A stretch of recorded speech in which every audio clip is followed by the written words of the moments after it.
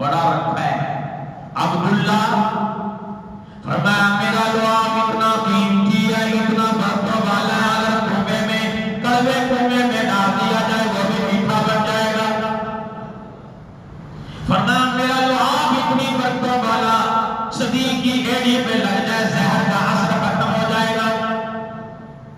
मेरा लुआब इतना कीमती है, अली की दुखती आंख पे लग जाए, अली की दुखती आंख ठीक हो जाएगी।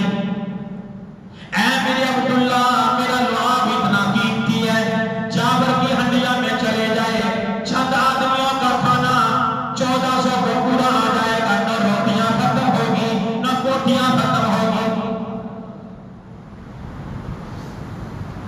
फरमाया अब्दुल्ला जैसे अल्लाह ने मेरे लुआब को शर्फ बख्शा, मेरे लुआब को बाबरकत बनाया। अब्दुल्ला मेरा पसीना भी अल्लाह ने बरकत वाला बनाया है।